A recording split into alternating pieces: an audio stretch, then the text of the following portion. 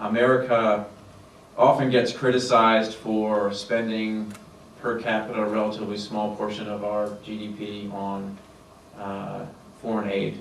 I think it's substantial, and I've been involved in a lot of the programs, but we also have quite a large degree of funding for programs that comes not through our direct government funding, but through individual private donations, which is actually, we lead the world there.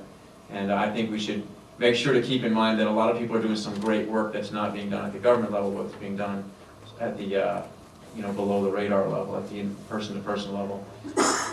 I cannot overstate how important, in my experience, that kind of outreach to the world has been in terms of our ability to shape the perception that people in other countries have of what Americans stand for and what we're about. And I think it's important. I don't know if I'm going to convince anybody here today of anything, but if I can guide maybe one person to think about a career in international relations or some kind of international work that puts you in a foreign country and gives you an opportunity to act as an ambassador of the United States in whatever way you choose, then I'll feel like I did my work today. So we mobilize volunteers on more than 50 medical training missions throughout the year and to more than 20 nations. Many of them are in Africa, but they're in Latin America, they're in Asia and Southeast Asia. And we really call upon the skills of this great medical force that we have here in the United States, who give so selflessly of their time. Well, why do we do that? We do that, and it's going to lead me to the question as to why do we care about global health. We do that because 90% of the world's disease burden is in countries that only have 10% of the resources to meet that burden. My name's Erin Walker, and I'm here with Operation Smile as their statistical coordinator. But one of the things that sticks out to me, that a couple of different comments were made, is that this is obviously an issue that this room is involved in and concerned about.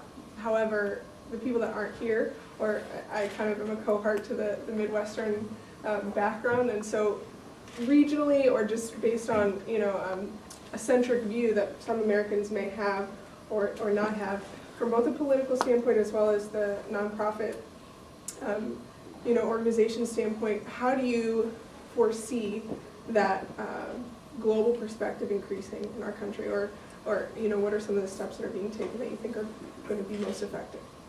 I think the thing that makes me the most optimistic is visiting with college students and even high school students who are so aware of the issues nowadays in comparison to where we would have been 10 years ago, 5 years ago, I don't know. But I just went to a high school yesterday, and I think I got the most informed and pointed questions that I've had at any public forum for a long time.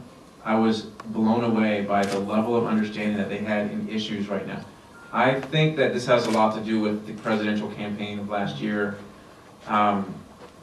Frankly, I think Obama had a lot to do with it and the energy he brought in pulling people into the system. It's not all due to him, though. I think it's due to the fact that our country's facing such great challenges, and people are starting to wonder where this country is going, and they're starting to say, I need to get involved now rather than wait till it's too late.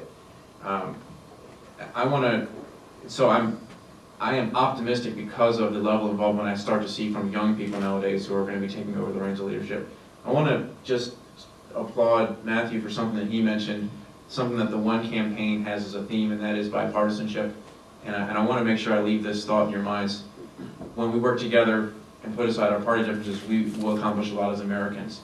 Particularly with issues of foreign policy, there's really no reason we have to get stuck in a Democrats versus Republicans mentality, and I hope that you won't allow yourself to do that.